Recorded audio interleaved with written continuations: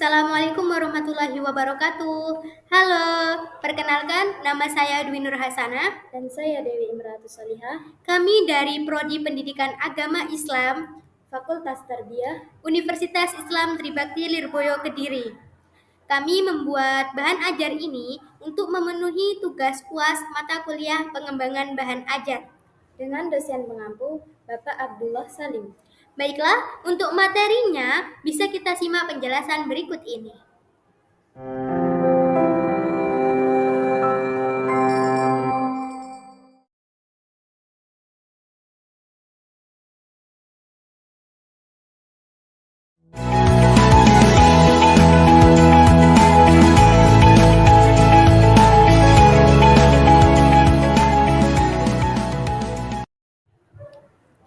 Pengertian istinja secara bahasa dan istilah. Secara bahasa, membersihkan atau menghilangkan kotoran. Sedangkan istinja secara istilah adalah proses membersihkan najis yang keluar dari kubul atau kemaluan depan dan juga dari dubur atau kemaluan belakang. Contohnya seperti kencing, kemudian BAB, dan juga lain-lain. Untuk yang selanjutnya yaitu adalah tujuan istinja. Tujuan istinja itu ada 3. Yang pertama yaitu menjaga kebersihan. Nah, dengan cara istinja berarti kita telah membersihkan najis yang dapat menyebabkan kotoran pada pakaian dan juga tubuh kita. Kemudian, tujuan yang kedua yaitu menjaga kesehatan. Karena dengan tubuh dan pakaian kita yang bersih, nanti kita akan tercegah dari adanya penyakit yang disebabkan oleh kotoran yang tertinggal. Kemudian tujuan istinja yang ketiga yaitu memenuhi tuntunan syariat, yaitu memastikan kesucian kita sebelum melaksanakan ibadah seperti sholat. Karena kalau kita sholat, kita harus suci, seperti itu. Jadi sebelum kita melaksanakan ibadah, alangkah baiknya kita itu melakukan istinja terlebih dahulu, seperti itu. Metode istinja. Metode istinja itu ada 2 macam. Yang pertama dengan menggunakan air. Nah, ketika kita istinja menggunakan air, maka kita harus mengalirkan air tersebut kepada bagian-bagian yang terkena najis tersebut hingga bersih, yaitu hingga hilang rasa, warna, dan baunya. Kemudian, yang kedua yaitu dengan menggunakan batu atau benda padat lainnya. Dan hal ini memiliki beberapa syarat. Yang pertama yaitu batunya itu tadi atau benda padatnya tadi haruslah suci dan tidak berbahaya. Contohnya seperti batu, tisu, kayu, pokoknya yang tidak berbahaya lah. Dan juga dia tidak dimuliakan. Dan kemudian cara menggunakannya yaitu batu atau benda padat tersebut itu diusapkan pada area-area yang terkena najis, hingga bersih. Dilakukan minimal 3 kali usapan sampai najis tersebut hilang, yaitu hilang rasa, warna, dan juga baunya. Untuk yang selanjutnya adalah tata cara istinja. Yang pertama yaitu niat. Nah, niat ini dilakukan di dalam hati, yaitu berniat membersihkan diri dari najis. Kemudian, yang kedua adalah menggunakan tangan kiri. Nah, ketika kita melakukan istinja, yang kita gunakan adalah tangan kiri untuk membersihkan anggota-anggota yang terkena najis tadi. Kemudian yang ketiga yaitu memastikan kebersihan. Setelah kita bersihkan tadi, kita harus pastikan area yang telah kita bersihkan itu harus tidak ada baunya, tidak ada rasanya, dan juga tidak ada warnanya. Baru setelah kita pastikan seperti itu, baru dianggap bersih. Dan yang terlahir adalah melakukan doa. Berdoa memohon kebersihan dan kesucian dari najis tersebut.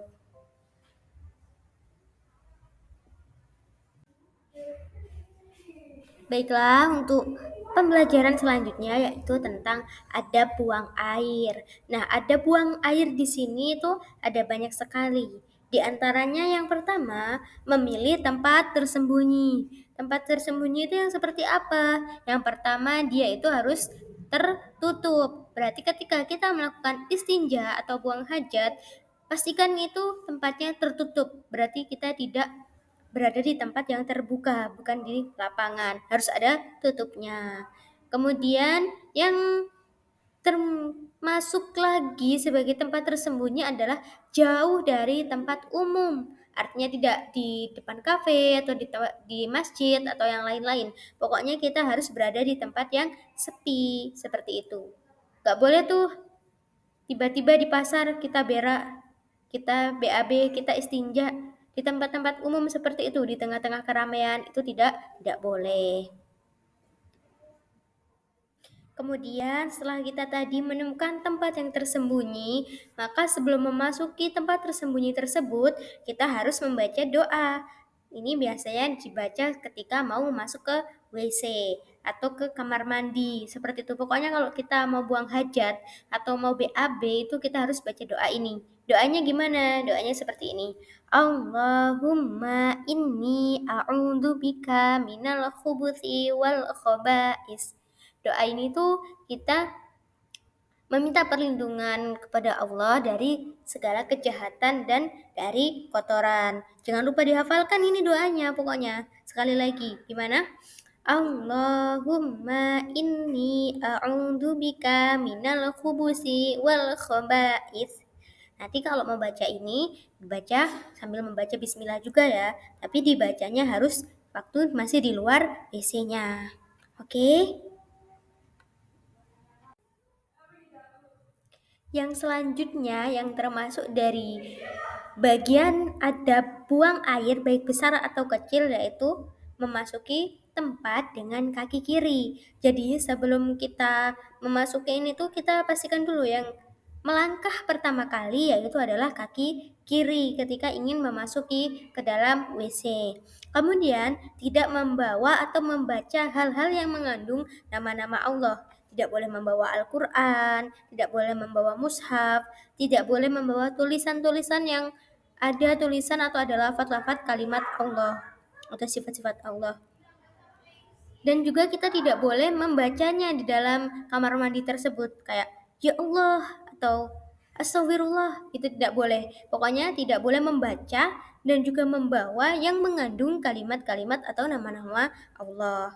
Diperhatikan ini, sering kali kita lupa ya kalau pas bersin gitu tiba-tiba alhamdulillah gitu masih di dalam kamar mandi. Itu tidak diperbolehkan. Seperti itu. Yang tak kalah penting dari adab buang air yaitu posisi dan arah saat buang air. Nah, ketika kita hendak buang air, maka kita tidak boleh menghadap atau membelakangi kiblat. Maksud dari membuang air di sini tuh membuang air besar atau buang air kecil ya. BAB, pipis seperti itu. Kita tidak boleh menghadap atau membelakangi kiblat. Maka kita harus mencari arah yang tidak menghadap ataupun membelakangi kiblat.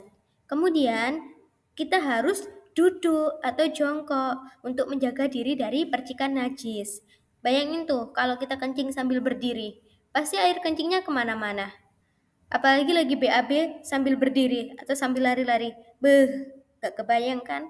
Makanya kita ketika buang air besar ataupun kecil maka harus duduk ataupun jongkok. Jangan lupa diamalkan. Dan yang tak kalah penting tuh dari adab membuang air besar ataupun kecil, yaitu menjaga kebersihan dan tidak berbicara.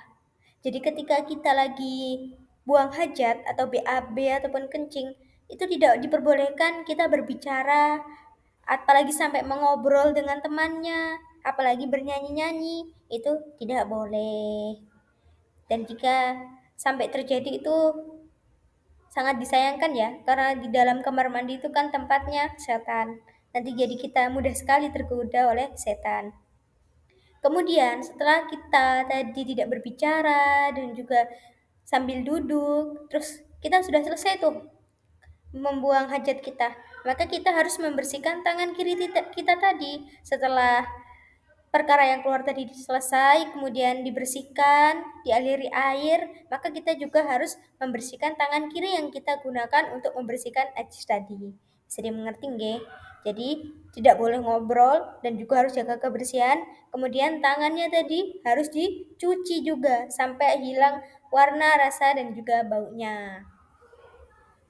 Setelah kita melakukan serangkaian yang tadi, dimulai dari tidak menghadap atau membelakangi kiblat, kemudian juga membaca doa masuk ke kamar mandi, masuk menggunakan kaki kiri, kemudian jongkok, terus tidak berbicara, kemudian membersihkannya menggunakan tangan kiri dan membasuh tangan kiri. Dan setelah selesai semua itu, berarti kan kita harus keluar dari kamar mandi. Maka dari itu, kita juga harus membaca doa keluar kamar mandi.